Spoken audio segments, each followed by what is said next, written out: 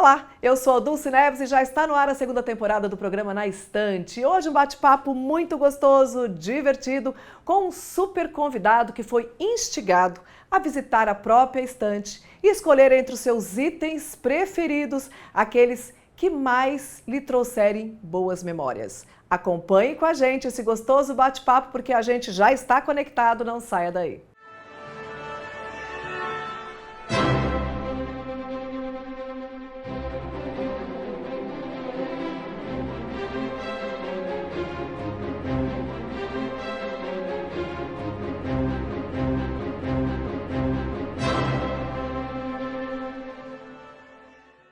O meu entrevistado de hoje é um escritor brasileiro, conhecido pelos livros que escreveu para a série Vagalume, formado em letras, especializado em francês, professor de oratória. Teve um dos seus livros, O Grito do Hip Hop, indicado ao Prêmio Jabuti em 2005. Você já sabe de quem eu estou falando, né? Claro que é uma alegria receber professor Puntel. Bem-vindo!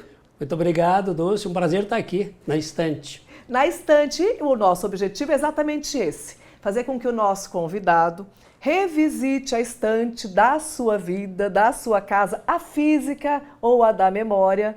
Escolha entre tantos objetos aqueles que mais sejam significativos para conduzir a nossa narrativa. E você fez uma escolha extraordinária aqui, né, professor? Opa! Foi fácil? Como é que foi essa escolha aí? Foi até difícil, porque quando me disseram, traga duas coisas significativas, né, e um livro também significativo. Eu falei, meu Deus do céu, mas a minha estante tem tantas coisas significativas. Eu estou vendo aqui na sua estante uma coisa que me marcou muito, que é Remington, uma máquina de escrever. Máquina de escrever, para mim, é muito forte. Eu venho desse universo. Você fez a datilografia. A gente era obrigada a escrever, datilografar com todo... E com todos os dedinhos. Todos os 10. Hoje, a nossa geração escreve... Não é? Ou então no celular, a meninada usa muito o dedão, o polegar, né? Aí eu sou negativo. Mas voltando às coisas à sua escolha. Não foi tão simples então. Não Ótimo, foi tão era simples. Isso que a gente quer. Mas aí eu garimpei e trouxe duas coisas que me marcam muito. Uma delas é o Don Quixote. Don Quixote, por quê? Pela sua criticidade ao mesmo tempo, pelo seu jeito sonhador, meio maluco de ser. Totalmente maluco de ser. E eu acho que o mundo da educação traz muito essa visão desse sonhador, desse acreditar, ter fé na educação. Desejar um mundo melhor para todos, né? Porque era uma coisa muito do Don Quixote, né? Opa, exatamente.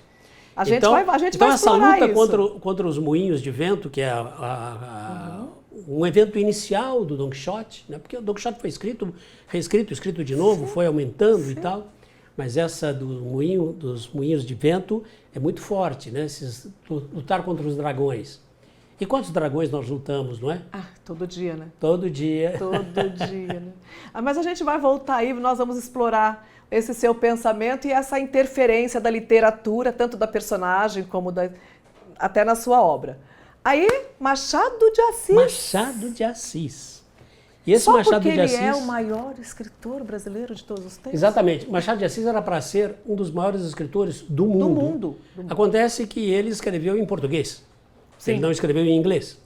O inglês, a tradução do Machado de Assis veio muito tempo depois.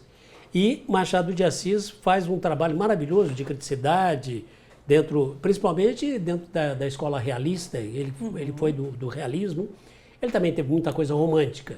Mas ele se destaca justamente com os seus livros realistas. Exatamente. E entre eles, qual livro você pensa quando eu falo de Machado de Assis? Um problema de traição. Quem traiu quem? Que deu até série televisiva, deu filmes e filmes. Dom Casmurro.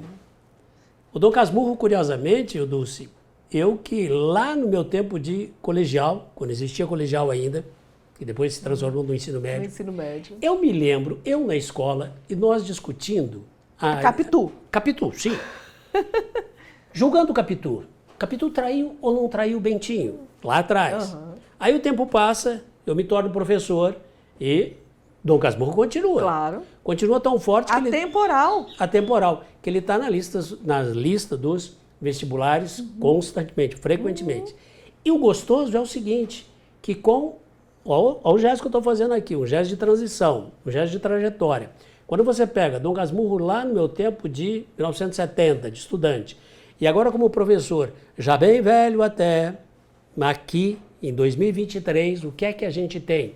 A gente tem uma retomada incrível da figura de Capitu. Capitu era, diz o Bentinho, Capitu era muito mais mulher do que eu era homem. Aí você fala, peraí, então nós estamos preocupados se Capitu traiu ou não? Ou a gente tem que se preocupar com o Bentinho, que não era lá uma pessoa que você pode dizer assim, esse cara era bom... Ponta firme. Hoje a gente discute isso. Por que nós ficamos discutindo a traição de Capitu? Por que a gente não discute se o Bentinho era ou não um sujeito positivo, um sujeito de opinião? Ele que vivia ao sabor dos desejos da mãe dele. Por que é que ele foi ser padre? Se você leu Capitu, aliás, se você leu o Dom Casmurro, ele foi ser padre porque a mãe queria. Fez uma promessa que se o filho vingasse, porque ele tinha um irmãozinho que morreu, se o menino vingasse, ele ia ser padre. Ele ia ser padre. Olha só que drama, que trauma. É o drama exatamente. Eu vou ser padre não porque eu quero, mas porque a minha mãe obriga. E ele vai ser padre. Quem tira ele do seminário é justamente quem? Essa mulher maravilhosa que é Capitu. Que ela diz assim, cara, você... Eles eram vizinhos. Sim. Eles eram amiguinhos de infância, né? Infância e adolescência. Então é uma nova visão que é sempre muito bom trazer Dom Casmurro, 2023, para falar e discutir e analisar aqui no Na Estante. E vamos falar muito aí do Dom Casmurro e das obras do Machado como um todo, que escritas aí, sei lá, mais de 100 anos, sim, são muito atuais. Sim, até porque ele falou do tema do cotidiano mesmo, né? O preconceito, exato, a vida, a morte, que são coisas que nos perturbam cotidianamente, né, professor? Sem dúvida. Bom, Dom Quixote. Sim. Tá? A figura dele, o sonhador. Você como escritor e autor de muitas obras, né? Quantos livros escritos, professor? 10 na série Vagalume, muitos deles. E também tem um aqui que eu gostaria de falar já sobre ele. Nós vamos falar dele também. Até porque tem aí a sua trajetória como professor de oratória, mestre de cerimônias. E a gente tem muita coisa para conversar aqui. Sim. O Dom Quixote, hoje, se nós trouxermos essa figura, né, de Dom Quixote, sempre, né, na figura de um herói, o cavaleiro, aquela coisa medieval, desbravando tudo, mas, né, tido como um louco, porque na verdade ele era conhecido como louco, tido como louco, né? Mas se a gente pega o Dom Quixote hoje, traz para a nossa realidade hoje, na nossa escola, com os nossos jovens, não está faltando um pouco de Dom Quixote? Mas sim, está faltando, mas ao mesmo tempo que está faltando Dom Quixote em algumas escolas, em alguns segmentos, tem também um Dom Quixote que está em cada professor, que está em cada coordenador de escola, seja a escola pública, seja a escola privada. Não é? Recentemente, eu fui a uma escola em que, na minha frente, eu e vários escritores estávamos ali, chamava Encontro com Escritores. E nesta escola, nós estávamos ali. De repente, quando a coordenadora chamou o primeiro escritor, que era inclusive um professor deles, dos alunos, professor de química, os meninos receberam esse escritor, gente, sabe que de maneira? Levantando e batendo palmas. Entusiasmo, paixão. Olha, eu tenho 40 anos de sala de aula, Dulce, e eu vendo aquilo, os meninos batendo palma, eu falei, uau! Isso é Dom Quixote. Esse é Dom Quixote. Ou seja... É o eu sonho, eu posso, nasce no sonho. Isso, Monteiro exatamente. Lobato, tudo tem origem no sonho. Agora, você também tem razão. Falta Dom Quixote, por exemplo, quando você vê as coisas que estão acontecendo em algumas escolas, em que os alunos estão depredando, em que os alunos estão matando professores e colegas. Uma coisa estranha, muito estranha. Assustador, né? Assustador, exato. Assustador. Professor, a gente ainda pensando nessa figura do professor, que é um Dom Quixote, porque ele deseja e luta bravamente por um mundo melhor, por uma escola melhor, por um aluno melhor preparado, né? Aí a gente tem do lado de cá a fragilidade da própria escola, do próprio aluno, às vezes da própria família. Quer dizer, a gente está num momento agora que é um pouco assustador, das escolas sendo atacadas, das escolas sendo violadas, né? De professores sendo agredidos, assassinados, enfim. Esse desejo de um mundo melhor, que de repente a gente não está percebendo tanto em muitos jovens, ele se dá porque a estatística está tomando um pouco o lugar do conhecimento? Como assim? Estatística?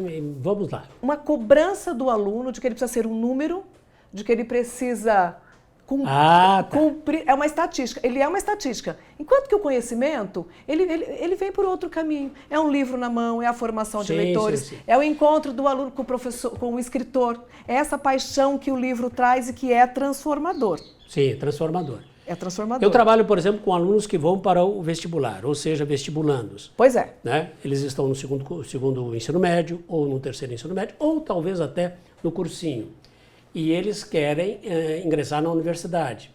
Então, ele tem uma quantidade significativa de matérias para dar conta. Precisa cumprir. Olha, se eu começar a enumerar aqui, cumprir. Matemática. Dentro da matemática, ele tem 3 ou 4 subdivisões. Sim. Dentro da língua... física. Exatamente, dentro da física, dentro da língua portuguesa também, né? Você tem a gramática, você tem a literatura, você tem os livros exigidos pelas universidades. Então, se você for desdobrando, são mais de 30 áreas que o aluno tem que dar conta. Então, aí sim você está trabalhando estatística. E quando você fala para ele da beleza do Machado de Assis, por exemplo, né? Ele fala, professor, eu não tenho tempo para ler Machado de Assis. Me dá o resumo aí que está tudo certo. Até porque fala, não é tão simples ler Machado, né? Não é simples ler Machado sozinho. Não é simples ler Machado sozinho. Pela ironia dele, pelas metáforas que ele usa, não é? Então, a gente também diz o seguinte em termos de universidade. Para que você dar? A USP pede 9 livros, a Unicamp pede mais 9. Se eu for para estar FUVEST e Unicamp, eu tenho 20 livros. Olha aqui, eu tenho mais de 2 mil páginas para eu dar conta. Então, eu tenho que entender o seguinte, eu não vou conseguir ler. Né? Eu vou sair do campo daquele que pode sonhar, porque eu não estou podendo sonhar aqui. Eu vou ter que ser realista e dar conta de uma estatística ou eu estou fora dela. É um pouco assustador, não é? É assustador. Então, o gostoso da literatura e o gostoso de ler Machado de Assis, ou até ler o Dom Quixote, né? Eu não diria a versão original, porque, olha o gesto que eu estou fazendo aqui, é um livro dessa grossura, mas há adaptações muito lindas do Dom Quixote. Mas ler com o gosto de sentir a metáfora, né? A poesia, o lirismo que há ali, realmente muito interessante. Ler, reler, né? Tem que reler, né? E quando eu falei do Dom Casmurro, justamente isso, né? Eu comecei a ler lá com 15, 16 anos e estou com 74, continuando. Vamos dar ênfase no continuando, e cada vez que eu leio Dom Casmurro é uma visão diferente. Olha aí, gente, olha, mais de 40 anos de sala de aula, né? O rei da digitação, nosso grande autor aqui, Ribeirão Pretano. A gente volta daqui a pouquinho com o nosso gostoso bate-papo aqui com o professor Puntel. Não saia daí.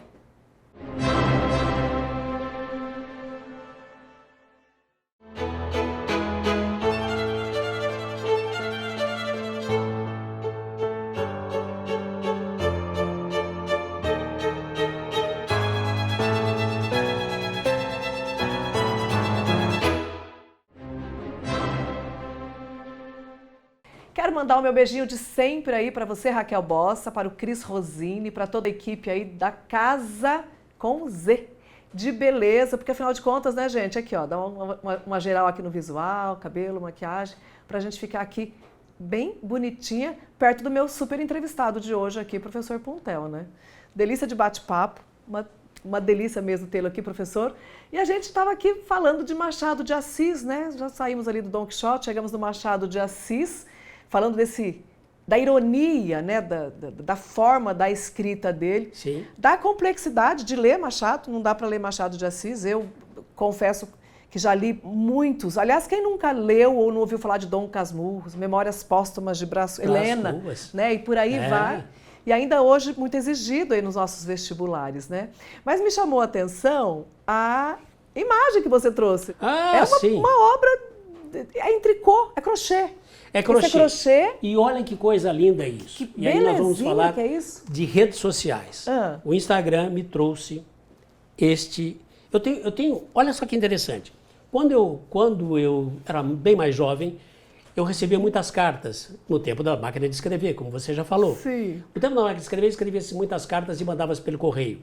E eu recebia cartas por causa dos livros que eu escrevi, né, da série Vagalume, e escrevendo essas cartas, um aluno me disse, olha, eu queria ser ator, eu queria ser jornalista, eu queria ser, enfim, trabalhar com esse universo, você acha que eu consigo e tal? E eu respondia para os meninos dizendo, vai, acredite em você, tenha fé. Essa é a função do professor, abrir caminhos, né? Mostrar estradas. Sim. Depois de 30 e tantos anos, estou no Instagram e eu recebo, você que é o Puntel? Eu falei, sim, sou. Você que escreveu o livro tal? Sim, fui eu. Ai, você me respondeu uma carta há tantos anos atrás? Eu falei, você está brincando. Que beleza. Ele falou, eu tenho a carta aqui. E ele me manda a foto da carta e manda até a foto do envelope. Olha que interessante. Que bonitinho. E eu comecei a me corresponder com o Alexandre Damascena, que é professor do Rio de Janeiro, que também, um abraço, Alexandre, que é também ator. Né? Já atuou em várias novelas, inclusive. E fez recentemente Cazuza, o espetáculo do Cazuza. Olha só, ele muito que bem. fez. E ele, outro dia, postou um Dom Casmurro. Eu falei, onde é que você arrumou esse Dom Casmurro? Ele falou, vou te dar o perfil no Instagram. Thaís com TH, depois vocês coloquem aí. Thaís com TH e underline. Amigurumis, que é a de Pelotas. Artista de Pelotas. Artista, a Thaís de Pelotas, que fez essa maravilha deste Machado de Assis de crochê. Que belezinha. Olha, gente, a gente está aqui dando uma força para você, Thaís, tá? Porque você vai receber muitas encomendas a partir desse testemunhal do professor Puntel, inclusive a minha, porque eu realmente fiquei apaixonado. Vai ficar aqui na minha estante, junto aqui com o meu São Francisco. Trouxe lá da cidade de Assis, muito recentemente. Vou ter o meu Machado de Assis aqui, porque está muito bonitinho demais. Por que os jovens acham tão difícil ler Machado de Assis? Aliás, os jovens não, né? Todo ser humano. Sim. Eu acho difícil ler Machado de Assis. Mas Machado de Assis é necessário, né, professor? Sim.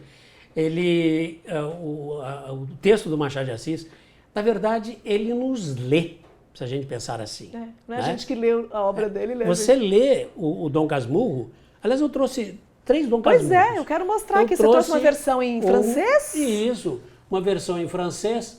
Aí está o publicado pelo Estadão.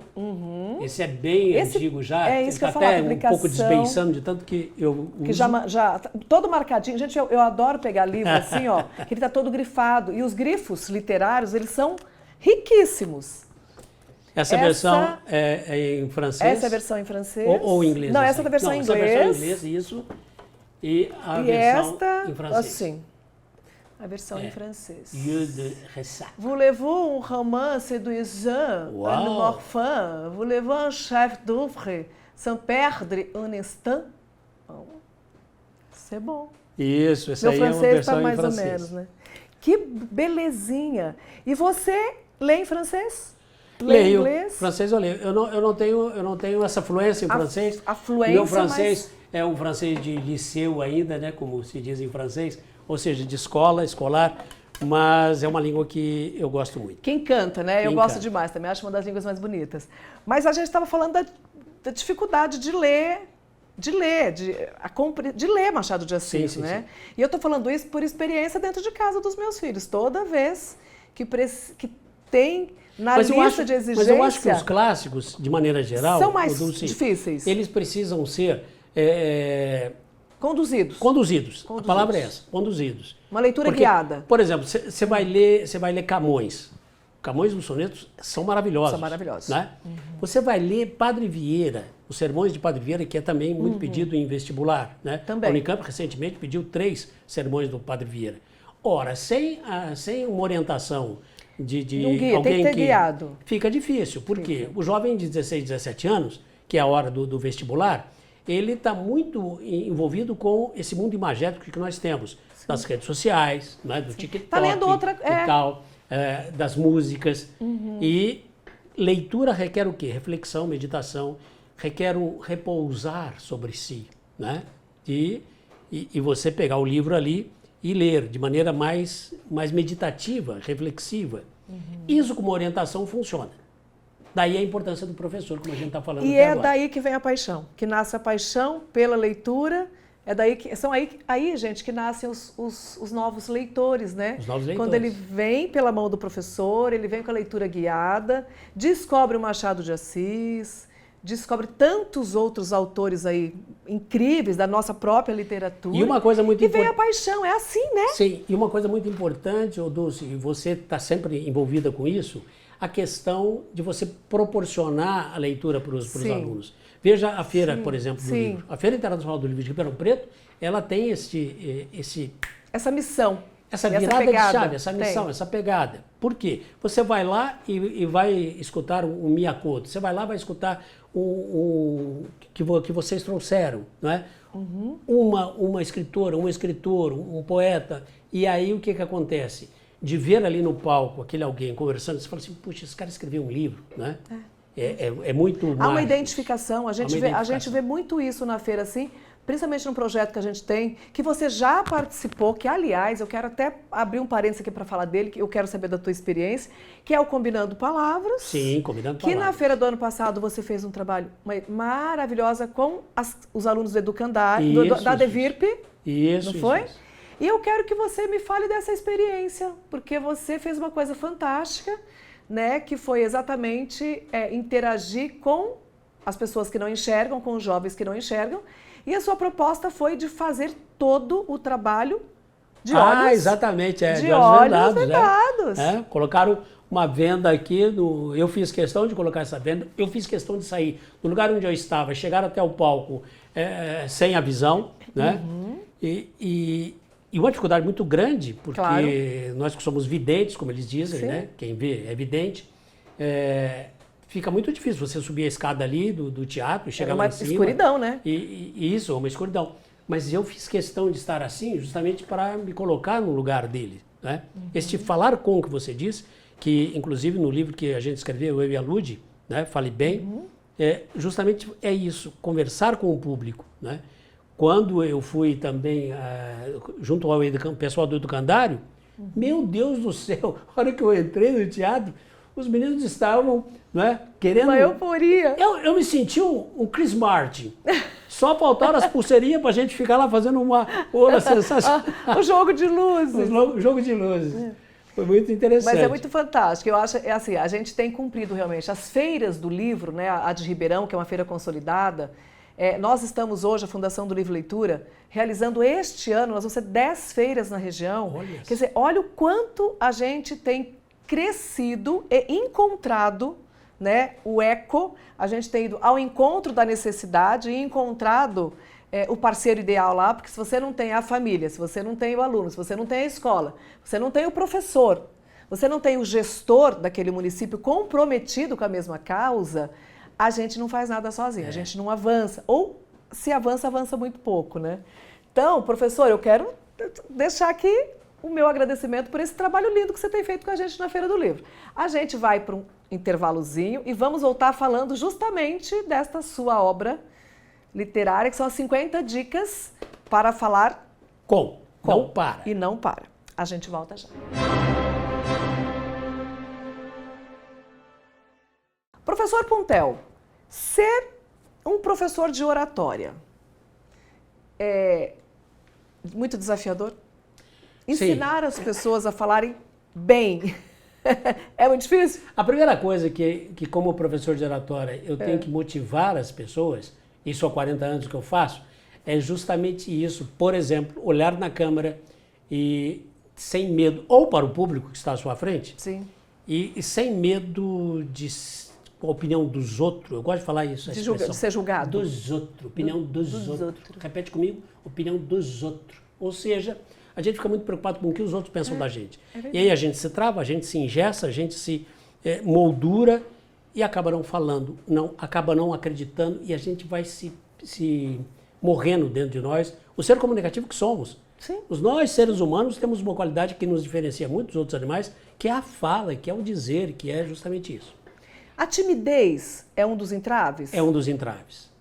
E no seu curso a gente deixa de ser tímido? A gente deixa de ser tímido porque eu também era tímido.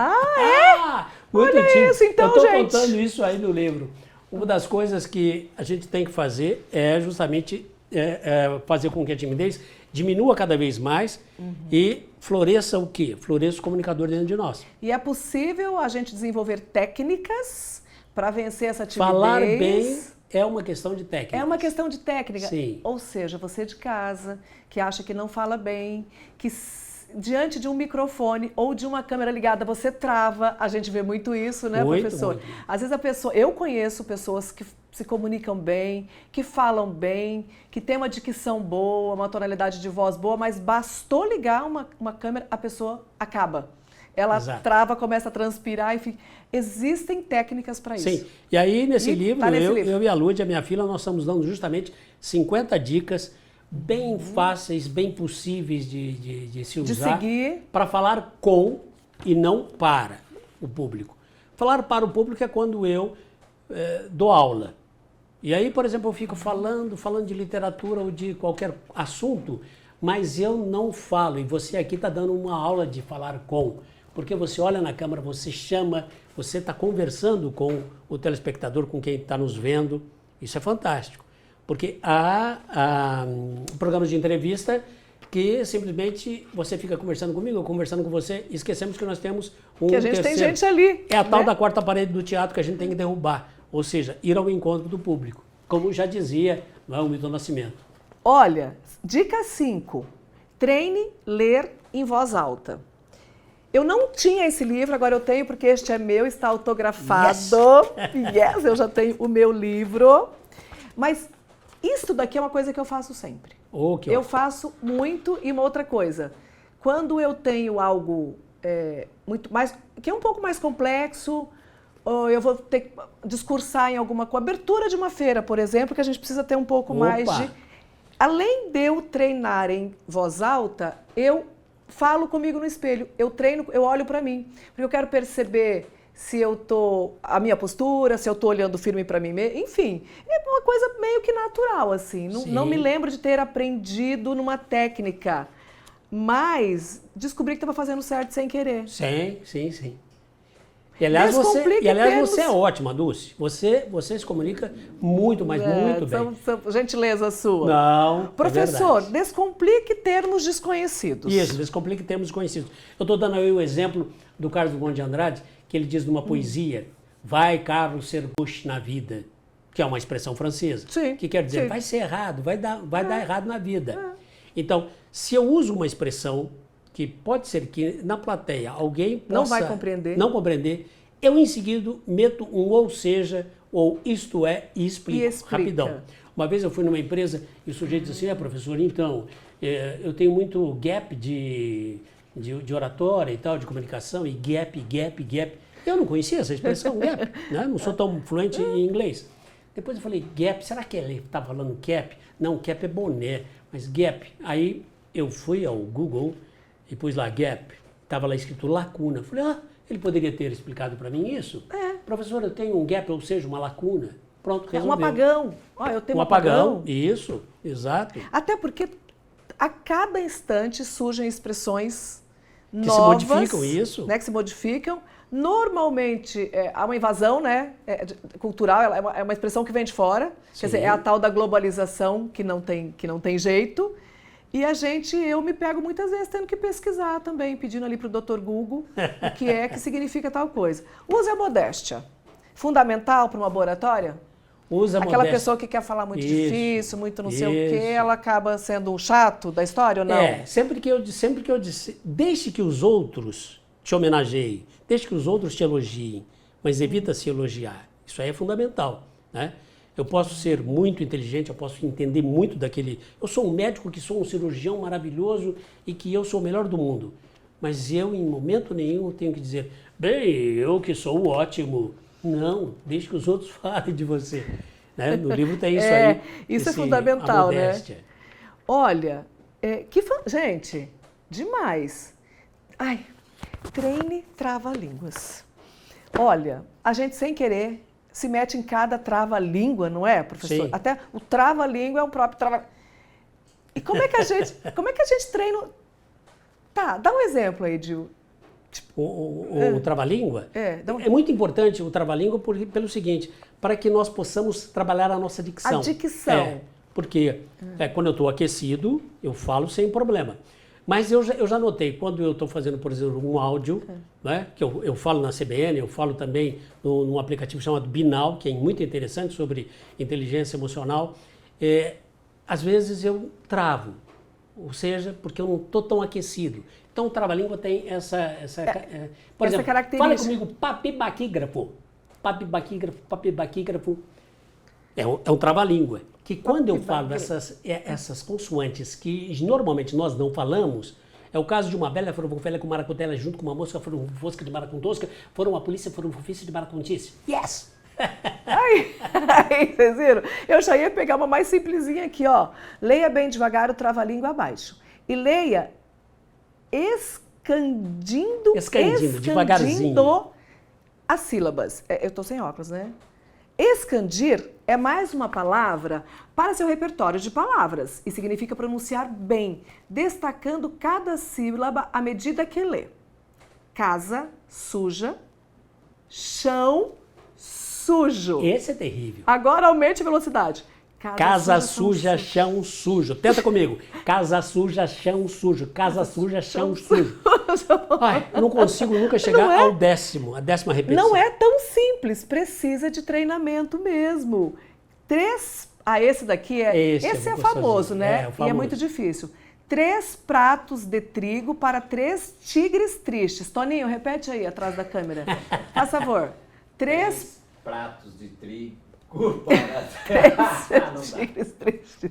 Gente. E não é só falar uma vez. 3 pratos de trigo para 3 tigres tristes. Tá vendo que eu tenho que abrir bem, senão eu não consigo falar. 3 pratos de trigo para 3 pratos de trigo para 3 tigres tristes. Gente, a riqueza da nossa língua é um negócio extraordinário, né? Mas olha, você tem toda a condição ao seu alcance, hoje as redes sociais, uma oficina literária aqui em Ribeirão Preto. Os cursos online ainda estão? Opa, nós estamos na 13ª imersão de oratória, que é online.